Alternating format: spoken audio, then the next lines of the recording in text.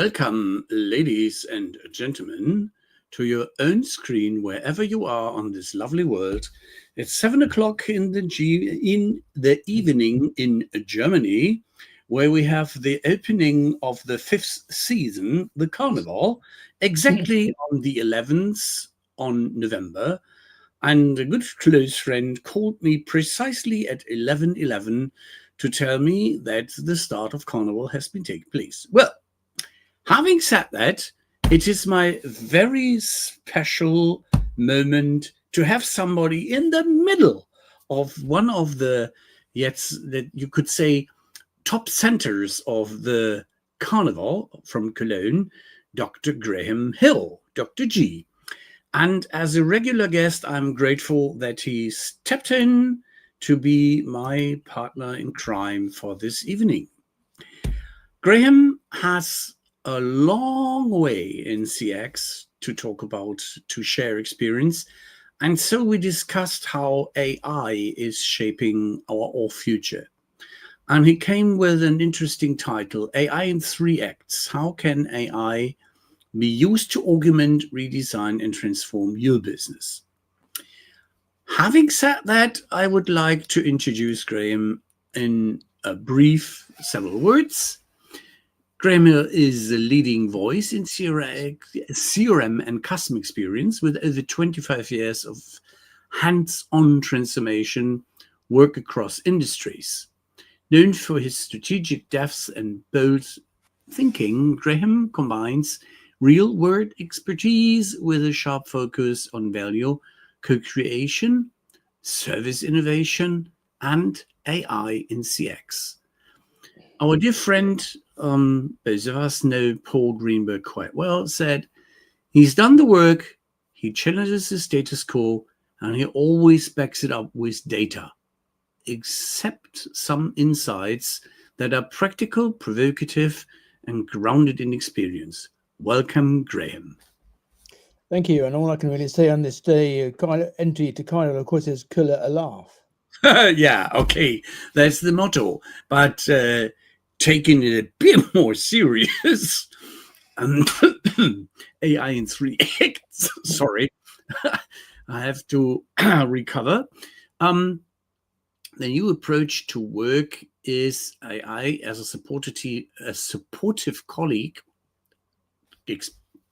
Complicated work, or is it even as a replacement to be thought of? And what is the practical approach?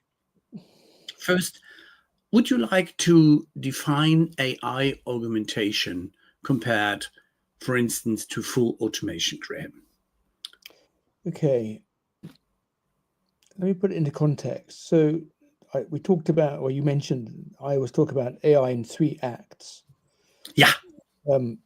The first of those is one we're seeing today quite broadly, which is whereby we use AI as a tool to automate the things we're already doing by and large. And we'll talk about that a little bit later, how that works and why it doesn't work in some cases and what to do to make it better. That comes in 2 forms, really. In one form, and data and what have you, and then we automate those things. We create a, if you like, a cyborg equivalent of us to do the work on our behalf. We don't do the work, the machine does the work. So we go from a human in charge to maybe a human in the loop for checking, or human in the loop for exceptions, or human out of the loop, HOOTL as it's called.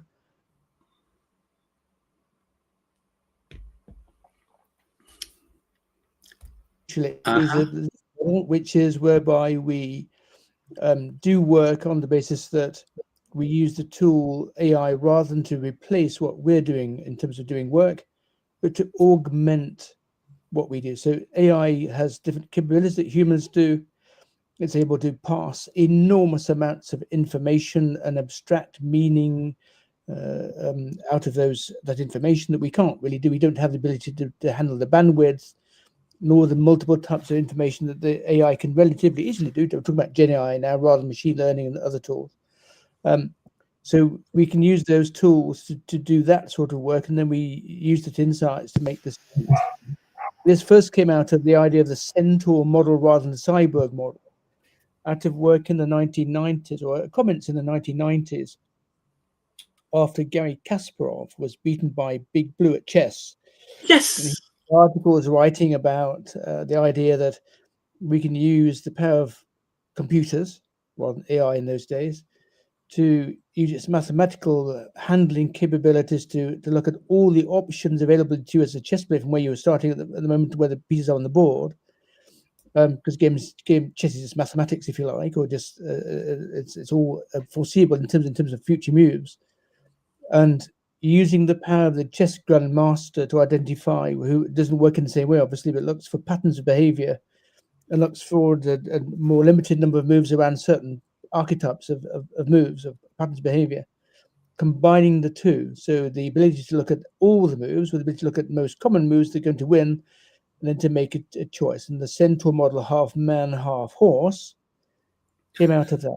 And the modern equivalent of that with research recently, for example, look at BCG using a centaur type model to look at how they do innovation together with some research from Harvard and other leading universities, resulted in a paper called the Jagged Technology Edge paper, which is quite famous now.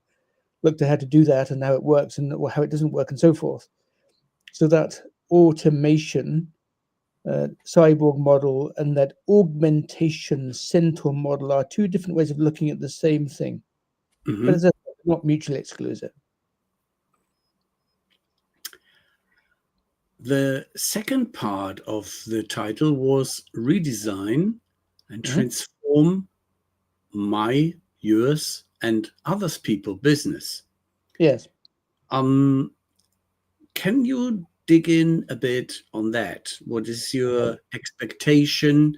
How the AI aspect will redesign and transform our businesses? Yes. Okay. Fine. So go back to the 3 acts. The first act was using AI to improve or automate the things we're already doing today, our current business model or operating model rather than business model. Mm-hmm. The second act is where we say, okay, so we understand the capabilities of AI and we understand the capabilities of humans, rather than just automating what we've already got. And let's think back a little tiny bit before we go into what the alternative. Most organizations have never been. If you go to a factory, I've been to the Baxter soup factory in Fochabers in Scotland, and it's a production line, a craft production line in this case, but everything works in sequence. There's an established order of things. One vegetables flow in at the beginning, they're cooked and prepared, and out of the other end flows some of the most amazing soups you can possibly imagine in terms of soups you can buy. But it's an industrial production line, and the production line model was adopted a long time ago by businesses who aren't in the production business, so service businesses. So we have what I think of as service factories. Mm-hmm. But unlike a linear production line that you find in Baxter Soup Factory, you actually have something which is more akin to a West Country hotel. So it started off with processes around being a toll station in the 17th century. Then they added an inn and rooms for the night. And then over the years, they added an annex and an extension. And then a chalets and a caravan park. And before you realize it, before long, you realize you've actually got a theme park. It's a complete, it's evolved in an uncontrolled way without things being designed. And that is how most firms are today. They aren't explicitly, in terms of service businesses, not explicitly designed. The processes aren't all designed in advance by business architects, so we don't implement those things and follow them to the letter. It's a combination of lots of things going on with lots of people doing things. It's a complex adaptive system. Some bits are relatively clear, some bits are a little bit chaotic, and a lot of bits are complex or complicated in the middle. So what we have when we look to automate things in the first act is a very messy organization that's quite hard to automate because things aren't simplified, things aren't standardized, things aren't centralized. And so we have quite a high failure rate. The recent MIT study, I think the Nandu study, suggested 95% failure rate for these sorts of implementations of AI, looking to automate what we already do, our current operating model. So Act 2 looks at it differently. So rather than automate this flawed human-oriented business model, it says let's look at things from a first principle, from a theory of the firm perspective, from the work of Coase on transaction costs and the work of Williamson, the things to the next stage, and North going beyond that, etc. Let's reinvent the theory of the firm. Let's create a new operating model driven by the capabilities of AI and the capabilities of humans in close partnership. It's the Centaur model to a certain degree. So this is where people are starting to talk about, this is where the big advantage is coming in. So it's not, we're not automating the old broken business operating model. We're creating and purposefully designing a new one. But AI brings a whole lot of things that we hadn't thought about in the past. So, we have a firm today because a firm is the best way to organize things to minimize transaction costs and to provide other advantages you don't get by doing things yourself, or by contracting in a marketplace, or even in a group working together. Eleanor Osmond's work. But increasingly, we see that AI is moving to the edge. So the boundaries of the firm, as it was in the past, start to expand out and to include the customer with AI on their handset.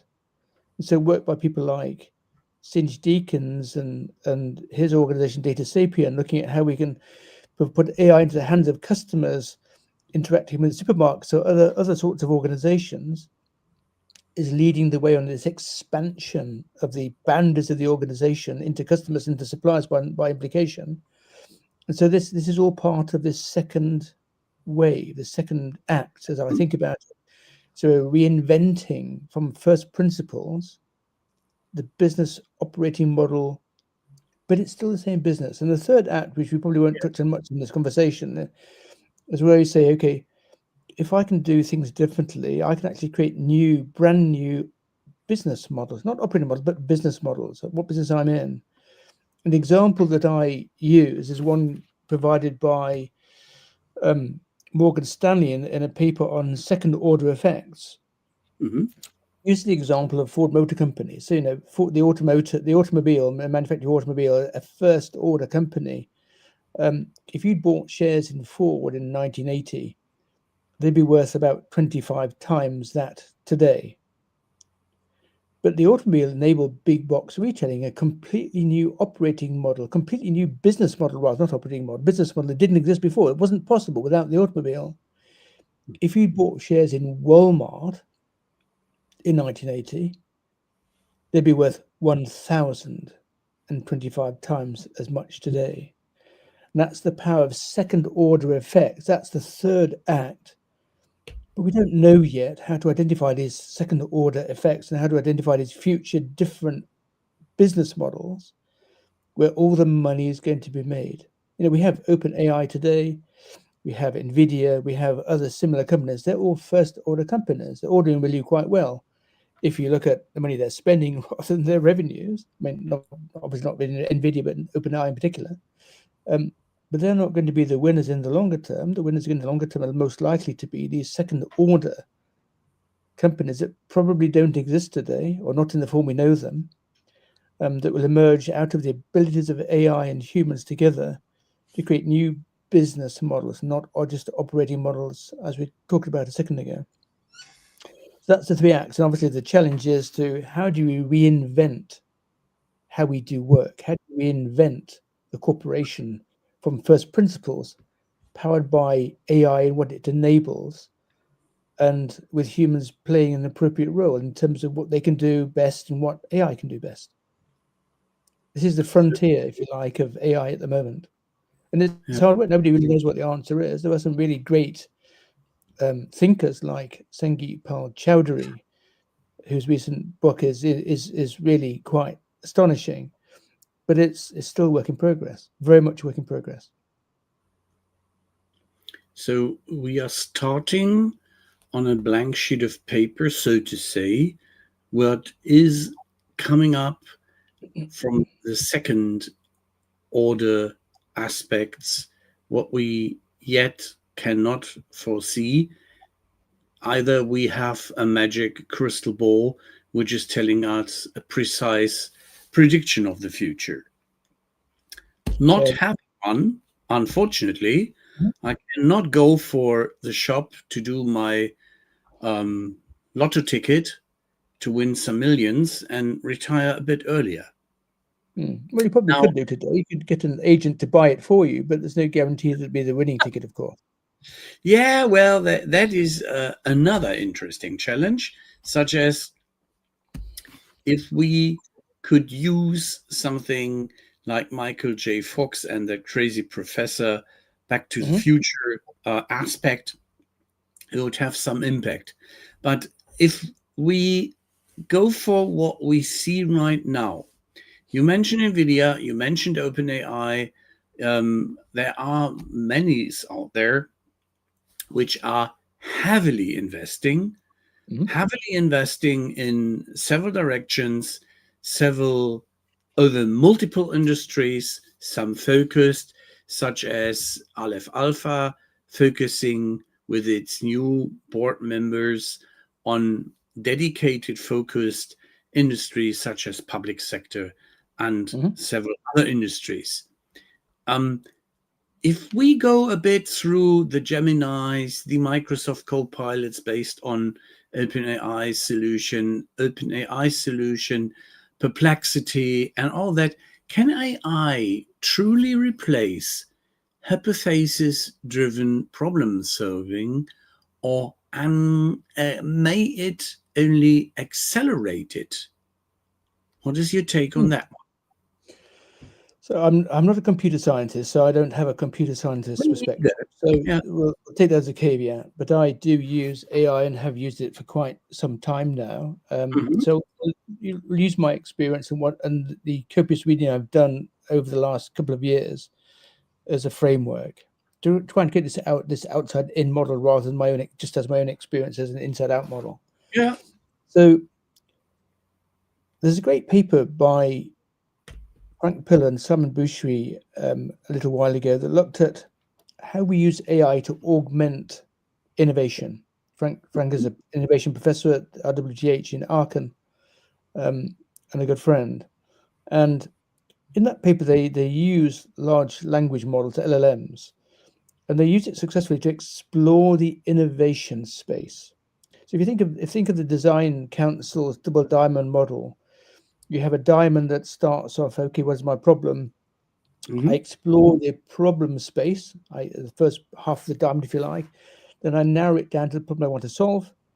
Then we have a second diamond of the double diamond model where I have a problem now and I start to explore the solution space. Then I narrow the solution space down to the solution I want to use to resolve the problem.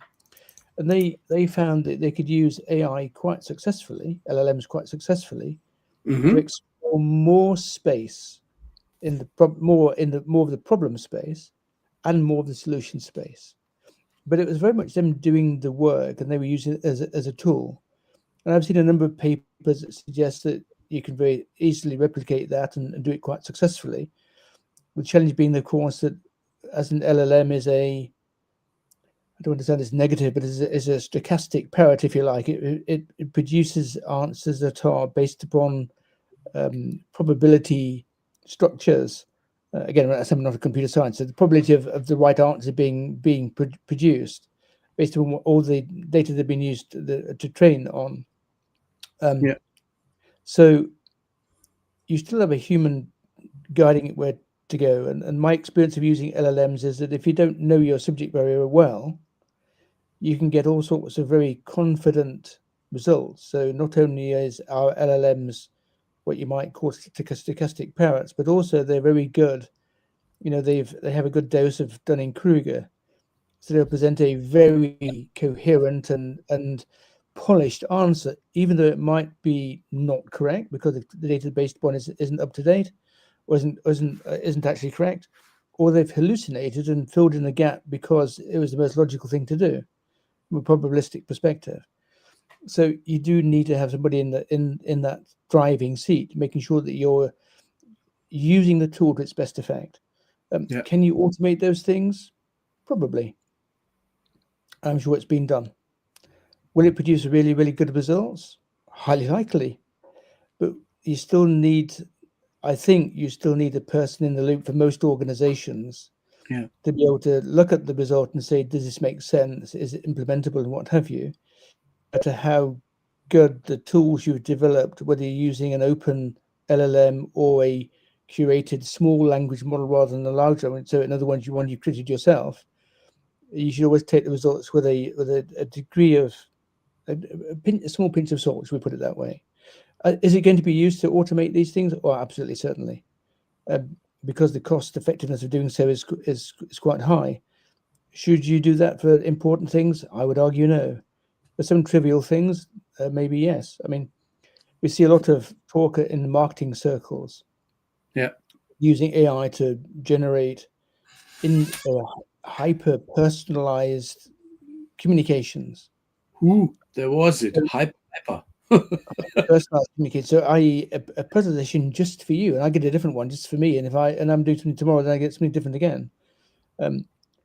Whether you want to do that, I don't think you actually do, for other reasons, to do with the fact that, I can't do statistical testing to work out whether this particular hyper-personalized communication works, because I don't have enough volume to be able to do that. So we rely, and the complexity you require, you keep, if I need to keep all those communications records, so that if I make an inquiry, you can actually bring it up and talk about it. The costs outweigh the benefits. I see no evidence that customers want hyper-personalized communications. What they want is help getting their jobs done. But that's a completely different story. So, to get back to your question, by all means, use AI, so Gen AI, to innovate, but do it in a structured, organized way. And if it's an important innovation, then you should have a human in the loop, is my belief. Incidentally, you hear stories, anecdotal stories, of course, whether they're true or not, I don't know, of consultants being overheard or overseen on aeroplanes, writing their presentations for their clients with a few clicks and an LLM. I'm sure some consultants do that, but I would argue that any consultant does that is not actually a proper consultant. And if that was a client, I would have found that out. They'd be out of the door within a few seconds.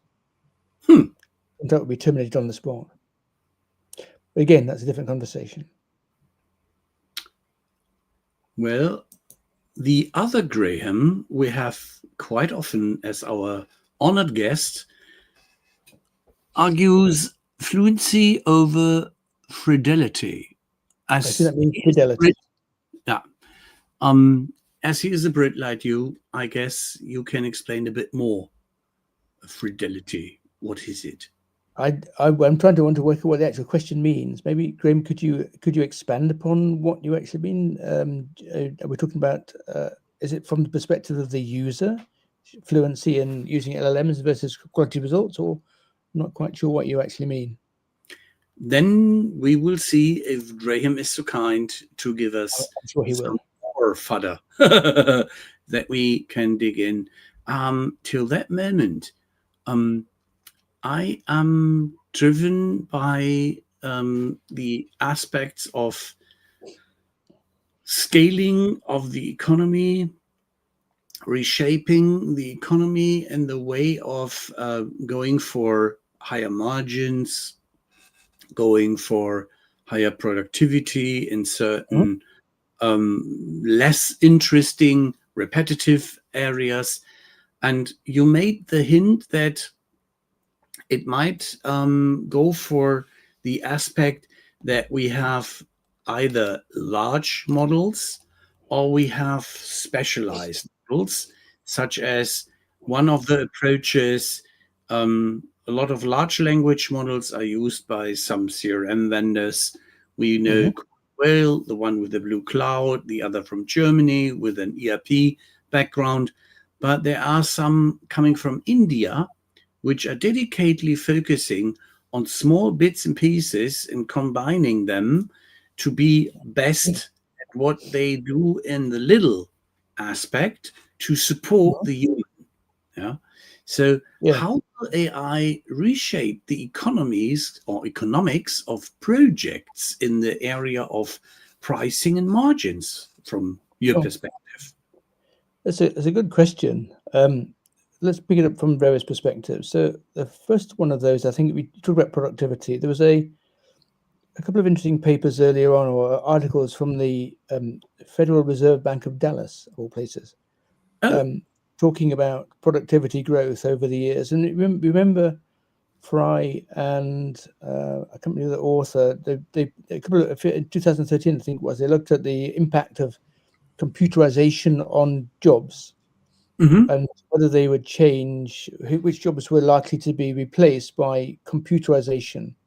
mm-hmm, And there's been another paper relatively recently that looked at AI and jobs as well, and both found that there was a very large and significant impact. More than almost 50% of jobs were highly at risk of being either computerized in the Fry's earlier work, or being replaced, automated by AI in the more recent paper. Incidentally, the one job that was very high on both like to be replaced by computers or computerization and AI were telemarketers, and they were like 100% like to be replaced by both. So they're absolutely worst position to be in. Another topic for another day. Um, what they found when they actually looked at the Department of Labor statistics in the USA was mm-hmm. that the predictions of job being replaced didn't actually pan out in reality. So there's a lot of talk. This is a very complicated area, and again, I'm not an economist, so it's only my opinion, having read around the subject a little bit, of my own observations. There's been a lot of talk about wholesale replacement of jobs, and if we look back over the years at computerization and electricity and other things as well, we often find that jobs change rather than being replaced. So, and I think that's the case. The Fed also did a second paper which looked at productivity growth and impact on productivity growth and did some scenario analysis. If you look at productivity growth in the USA, it's a log normal distribution with a growth rate of about 1.9% per annum from memory over the last 50, 100 years. And that's stayed the same through world wars, the Great Depression, the Great Recession, other things, to COVID as well, with little blips here and there. Same change, same trajectory. Either your dogs are supporting your thesis or they have something to complain about. Yeah, of course. But if productivity growth continues at the same trajectory, then Yeah. it will have an impact, but it won't be a huge impact that AI aficionados and promoters suggest. We have Darren Acemoglu, having a quite downbeat view of the growth of the impact of AI on productivity. Was a paper by Eric Bridolfson a little while ago, looked at this and tried to balance out the views of the hard-nosed economists like Acemoglu versus the Sam Altmans of this world, who are obviously promoters and proselytizers for AI for obvious reasons.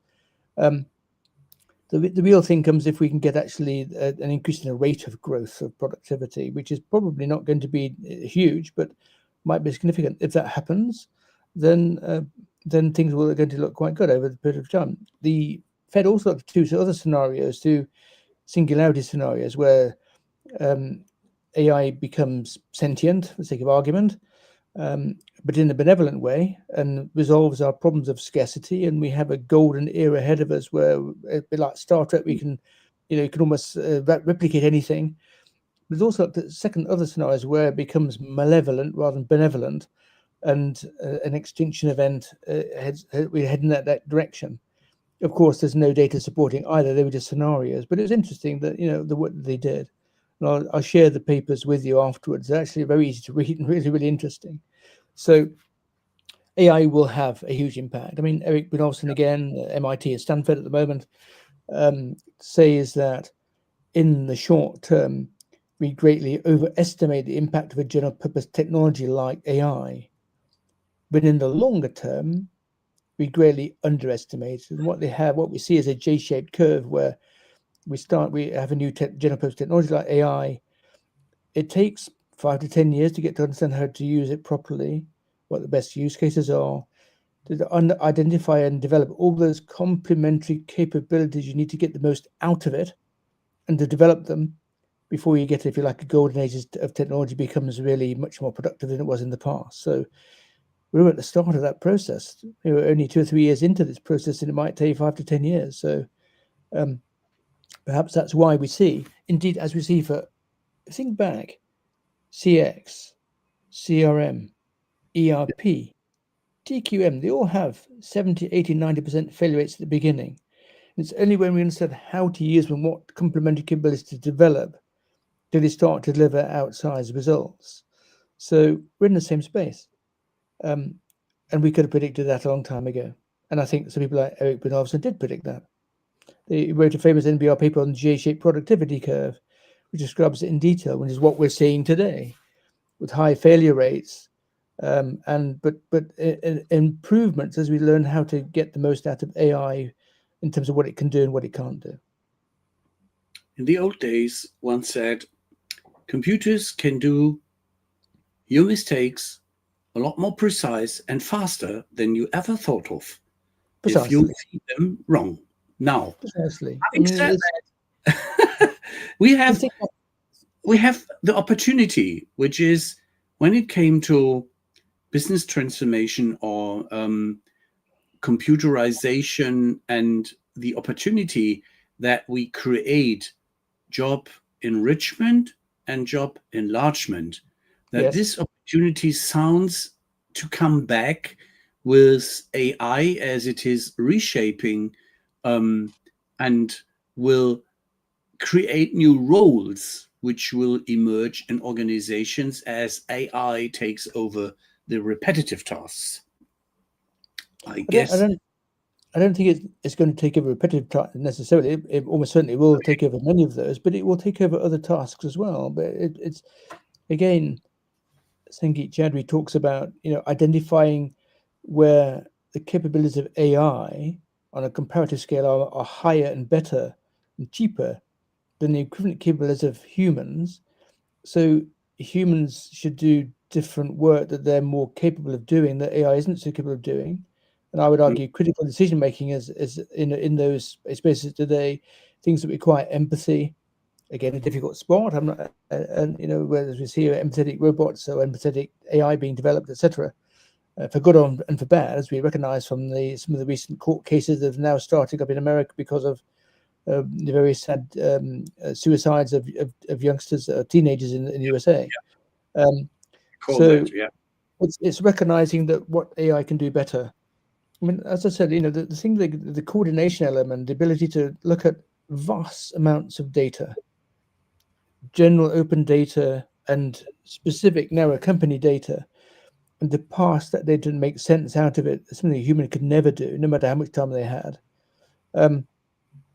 It's an enormous ability, but you need to be able to harness it to do the right things, and then to use humans to do what they do best as well. So we're going to have this centaur model, I think, going forward. There's always going to be pressure to automate everything. I mean, go back to the 1990s. Michael Hammer wrote an HBO article that kicked off the start of business process reengineering when he wrote, re-engineering work, don't automate, obliterate. What did we do? We didn't obliterate, we just automated. And an almighty mess came out that we had the same thing with RPA, robotic process automation, in the 2000s. And now we're seeing a lot of the same in AI, agentic AI, where poor quality data, poorly understood decisioning frameworks, how we make decisions to get work done, poorly understood capabilities that we actually need to have, those combinations of process and data and technology and roles and collaboration and work system and governance that provide value to the company in their application, and poor quality governance leads to rather poor quality implementations that work. I mean, Salesforce spent a lot of time looking at its own agents and its own software and found that unless it's a relatively simple workflow, the success rate of agents was really quite low. And that's its own agents on its own workflow. So look at any larger corporation, where, as we said, the West Country hotel model, rather than the automated production line of Baxter's soups model applies, then successfully automating using agentic AI, automation using agentic AI is a lot more difficult than people realize. I mean, to put it in perspective, I did some work a few years ago, 15 years ago now. My job was to run a program implementing market resource management, so creating content for a large UK retail bank. When we looked at their processes that they use to create content, marketing content, there were at least 10 or 15 of them, and they were all different, but the same. So 80% the same, 10, 20% different. And everybody to their version of the thing, this is the way we must do things. We're different because we must be different. The answer is you don't need to be different. You can reduce wasteful activities and increase your cost efficiencies. And we did.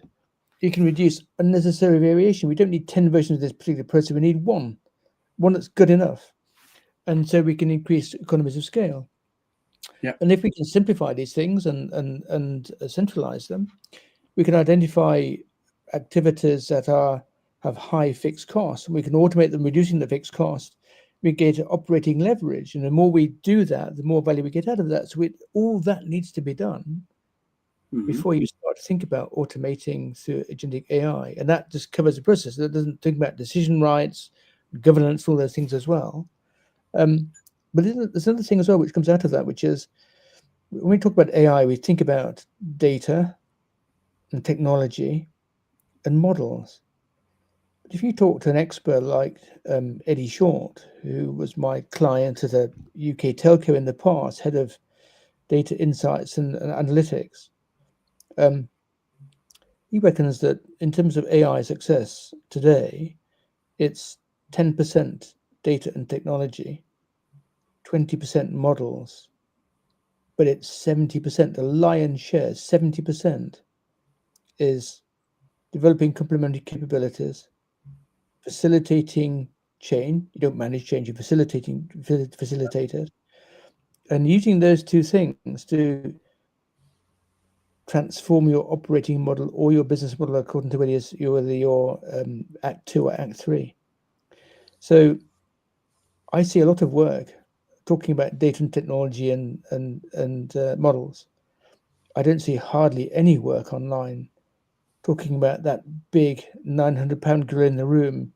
How do we develop our complementary capabilities? How do we facilitate change, and how do we transform as a consequence? If you talk to somebody, proposing a project, they're not spending most of the time talking about these other things, then you've got a problem. But it's not new.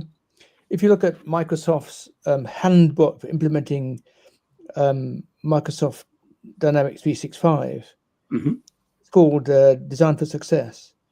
And right at the beginning of that handbook, they make a very clear statement: for every $1 you spend on their technology and data, you should be spending $3 to $4 on managing all those things I just talked about. But how many clients, when you go there in a technology implementation, a transformation project, an exclamation mark, spend $3 to $4 for every dollar they spend on technology? The answer is none. Yep. And what is the result? An 80% failure rate for technology-driven transformations. Surprise, surprise. And surprise. But we've known this for 20 or 30 years since Solo talked about the idea that the productivity paradox, the idea that I can see IT, I can see technology, information technology everywhere, except in the productivity statistics. And we're starting the same thing with AI today. Incidentally, I saw another report this morning or yesterday that showed that the actual usage of tools like Copilot and other LLMs in organizations has actually started to fall for the first time. Whether it's, we see lots of different data that says conflicting things, but I thought that was interesting, reporting that there's actually a fall in the usage of some of these tools that some people are touting as going to be our savior going forward. It's interesting that you mention this, because I had the assumption that a lot of organizations miss a key factor for a potential success. They do not train and educate their potential users or their existing users. Bingo. They do not guide them. They do not create, let's say, a framework in which they can live, work, and act. Yes. And they do not put the emphasis on whatever you do with the artificial intelligence. The moment you get something to the outside, you are the messenger. You are delivering the message, and you are responsible for what Yes. you are delivering. Yeah. And Yes. it's not only the responsibility in acting for the organization, but also the aspect of liability. Yeah? Yes. Such as what we have in examples that cars were offered for ridiculously cheap prices, or tickets were being sold for less than it was normally done, something like this.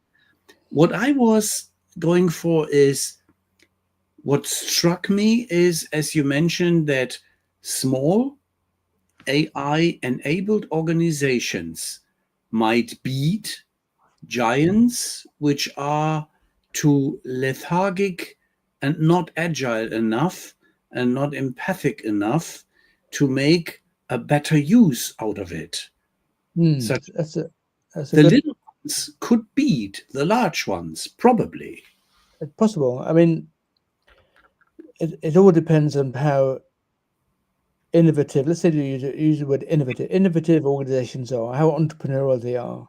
Yeah. So a good example of an entrepreneurial large corporation, Johnson and Johnson, some articles a few months ago about talking about how they'd looked at, I think it was 800 or 900 different use cases. The thing is, when you start doing this work, we talked about one of the challenges we have is we don't know which use cases will work, because we don't really know a huge amount necessarily when we start about how our business operates, much less than we think we do. So they started out by looking at hundreds of different potential use cases as small, safe to fail experiments, as Dave Snowden describes them, things where we experiment to learn, not to succeed.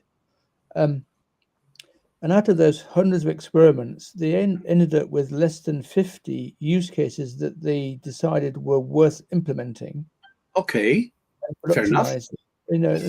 And the MIT study talks about 90% of use cases not being implemented in terms of put into production, not being successful. So if you're an entrepreneur and you organize things appropriately, then there's no reason why you can't do really well, particularly if you engage perhaps academics from some of the universities to support you in this process, and you do it in a structured, organized way designed to learn rather than just trying to succeed. The challenge is that often we get, in my mind, completely bonkers things where the CEO says we must be all in on AI. Yeah. And it just tells me they haven't a clue what they're doing, really. I mean, really haven't a clue. AI is still experimental to a large extent. Yeah. So we need to, not machine learning, that's not experimental, but we know how to do that. But Gen AI and agentic and the things that come beyond that, so some of the more MCP type things where it's more automated even than the agentic stuff we're seeing, we still need to learn what we need to learn in order to be able to get it to work well. You know, when people are trying out vibe coding, discovering that often you spend more time debugging your code than you actually save by vibe coding in the first place. Okay, for private projects, but not for commercial grade things. But what I think it comes back to is that, you know, we talked about complementary capabilities a little while ago. If we look at Gen AI generally, I did some work a while ago doing a thematic analysis of looking at what we know about what works and what doesn't work in Gen AI. And out of that came 5 key areas that we know we need to get right if we're going to get any value out of Gen AI in terms of the people and the non-data and technology side. And they are a foundational one, which is preparing staff for the future. So having them use Gen AI at work, training and supporting staff. You know, this is all new. They need to be trained in how to use it. They need to be encouraged to use AI in an experimental way, learning as we go from all the experiments being carried out, rather than people doing it secretly and producing work as a consequence. So that's a foundational thing, preparing staff for the future. There's also a multiplier. So the more you do, the more results you get, which is focusing on value co-creation. So identifying valuable use cases. We don't know when we start. We don't know how compatible they are with the AI we have available to us today, whether it's an LLM to spot patterns and what have you, or whether it's going to be agentic or something else. And then balancing creating value for the company, creating value for staff, and creating value for customers and others, of course. The evidence suggests that at the moment, users of AI LLMs in companies, most benefit goes to the individuals who use it for relatively simple tasks. So we're learning how to create more value for the company, that 99% failure rate, 95% failure rate, and we're learning how to create value for customers. And of course, customers experiment themselves with AI. So it's, we need to think about how we expand the boundaries of the company to include customers as co-creators. I mean, Eric von Hippel talked about lead users and user-driven innovation. The more of that you do, the more benefit you get. But there are also some differentiators as well, and I identified 4 differentiators. One of those is making GenAI ubiquitous. So the more we use it, the better we can become at using it. One of those is competing on the rate of learning. So learning by doing and experimenting designed to learn, not just to succeed, but that comes later. But the last one, which you talked about, touched on earlier, is using GenAI safely. So ensuring staff are compliant and providing principles, policies, and guidelines, know what to do and how to use AI safely. There's been great examples of, one of my favorites, being ex-automotive, is a dealer in the USA using ChatGPT or an open AI. It's relatively easy if you know what you're doing to be able to manipulate and to prompt inject. So a customer promptly, no pun intended, injected a prompt into the sales ChatGPT solution that resulted in them selling a Chevy Tahoe, an SUV at a value of about $70,000 new, for $1. Yeah, that example And the dealership went to court, but the court took no quarters and said, you are responsible for the things you put online. You are responsible for this contract, and you will fulfill it. And the customer got a $70,000 Chevy Tahoe SUV for $1. So principles, policies, guidelines, and compliance. And if you think about them, preparing staff for the future, focusing on value co-creation, making GenAI ubiquitous, competing on the rate of learning, and using GenAI safely. These are all those complementary capabilities. They're part of that picture, that how we get value out of AI. It's not just about data, technology, and models. And Graham is back again with another question now. What role and impact can domain ontologies play in giving AI a better underpinning of knowledge? Okay, that's a great question, and I think that relates to what we might think of as curated SLM. So if we have open AI, and it looks through billions and billions of pages of stuff on the internet and other sources, books and what have you, to be able to create its model of how the world works, let's put it that way, in a non-computer science way. Incidentally, I was reading something today that more than 50% of content on the internet is now AI generated.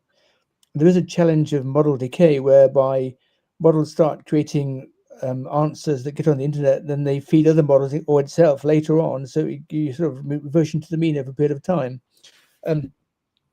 But another way to do these things, of course, is if I don't want to rely on the open internet or open AI and large language models, I can create a curated small language model. So I use my own information, and I control information going in, and use that to curate a small language model. And I did some work a while ago looking at doing this for CRM. So feeding in all we know about CRM into a rated small language model that we could then use to identify capabilities by comparing that with a client's statements and documents, workshops and videos and interviews. The power of Gen AI, if you like, to pass lots of information and identify their current capabilities as part of a process of identifying how we can transform CRM for them. And I think there's a huge amount of value in creating those, and probably it's quite hard work. And it goes back to some work by Daniel Kahneman a while ago. I mean, he wrote a paper in an article, not a paper, in McKinsey Quarterly, talking about the value of taking an outside-in perspective. If you look at most organizations, when they create a project, they will use their own experience and their own wishful thinking, an inside-out perspective, to be able to create business cases and secure funding.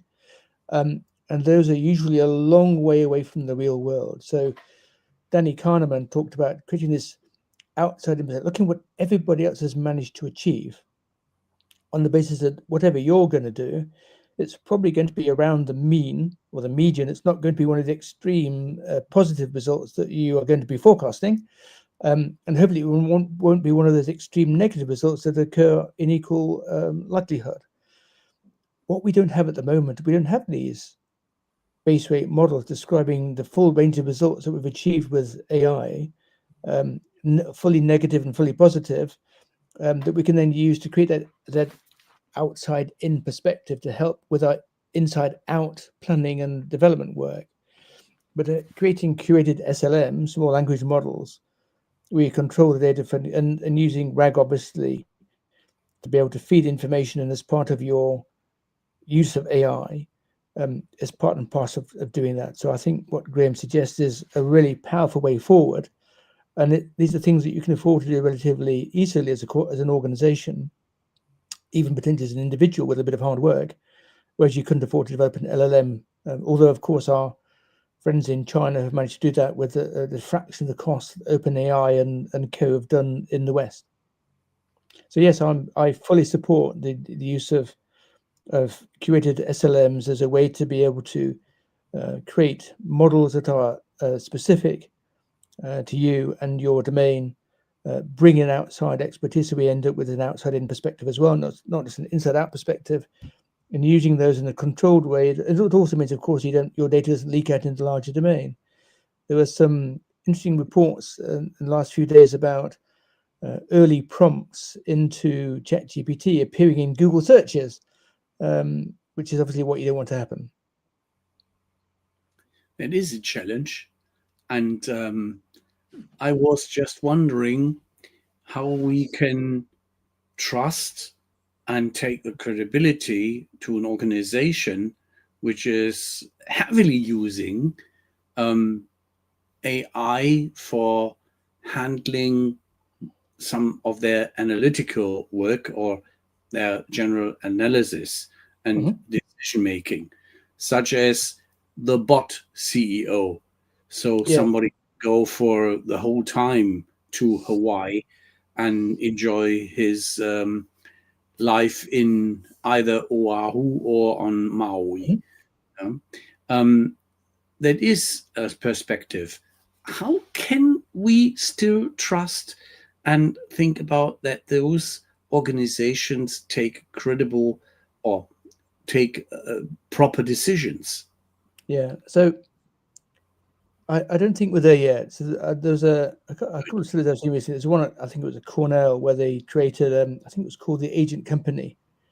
There's an interesting paper about that, and they basically created an agent company to do all the things you'd expect in a normal company, but it didn't work really well at all, and it failed quite miserably and quite quickly.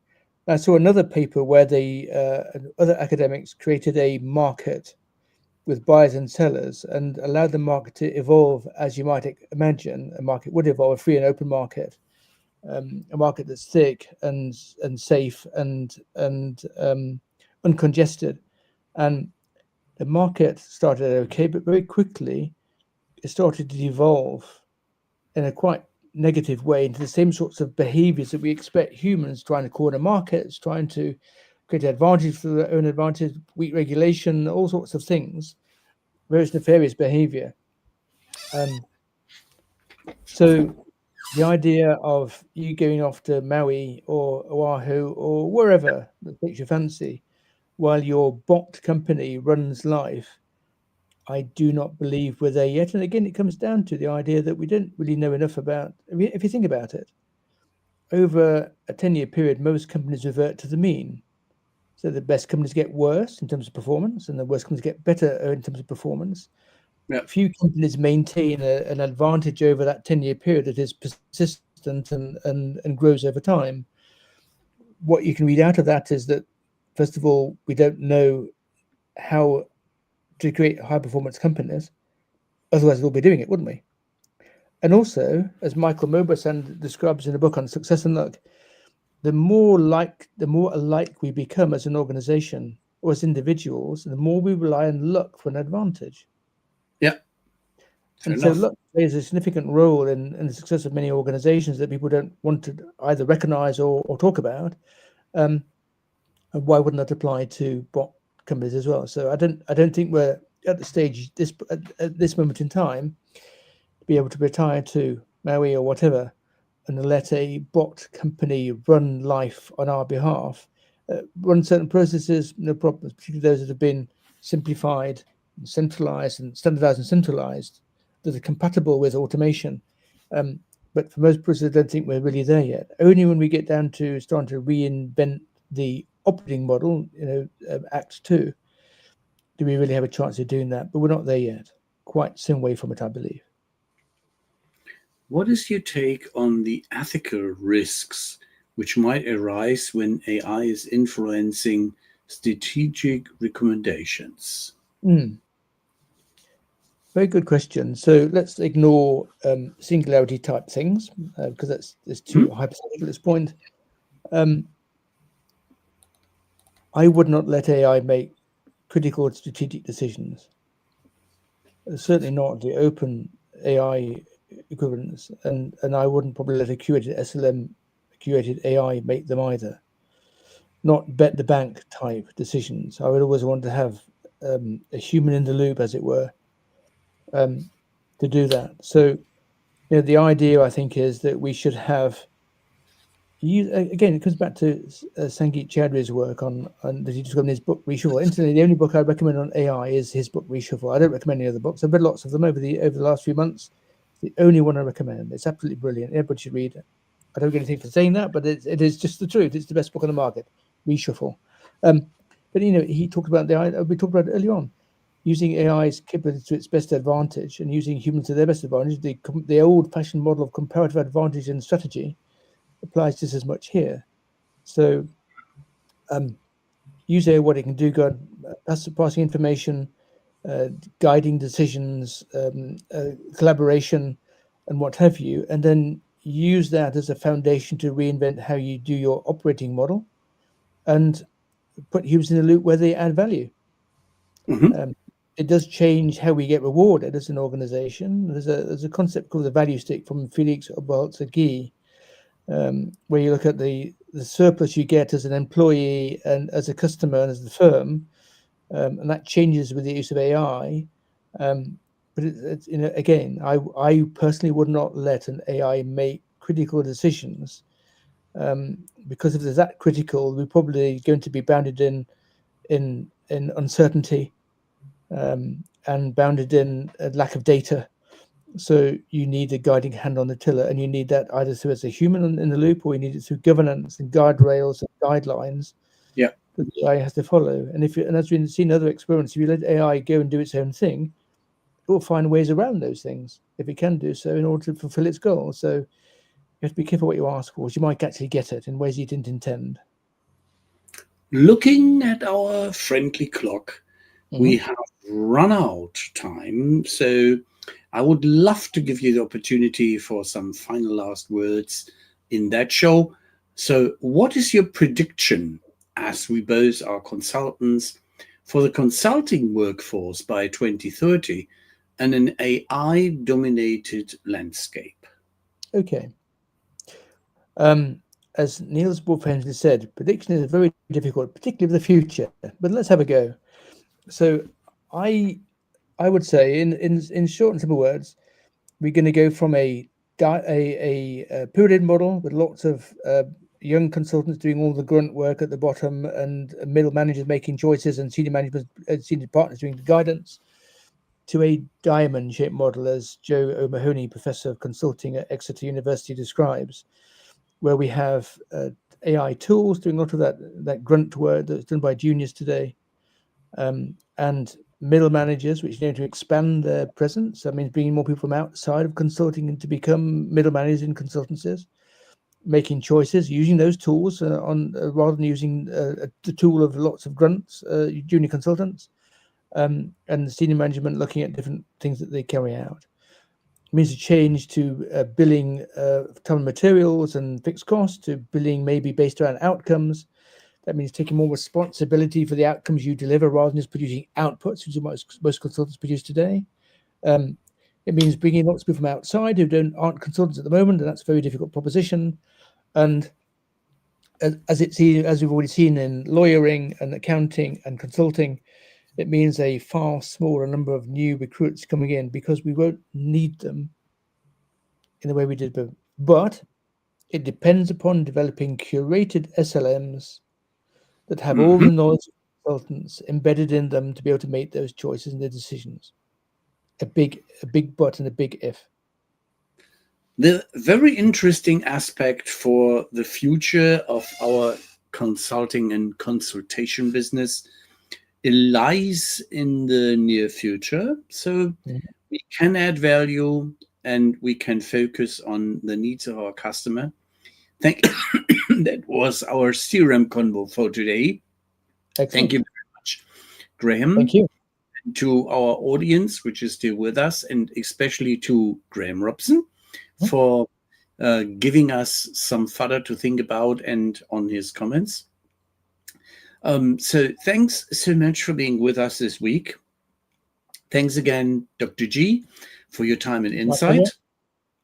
And tune in next week when we dive into the status of empathy and its advantages in the business world with our guest, Dr. Natalie Petuhoff. I'm looking forward to that one as well. As Natalie says, the combination of the future is in the combination of AI and human skills and intelligence and empathy. So let's have a break, go into the evening, enjoy a bit of the start with a beer of the upcoming carnival, and have some fun. And please take care and stay healthy till next Tuesday and join in again. We're going backstage. Kill it a laugh. Yeah.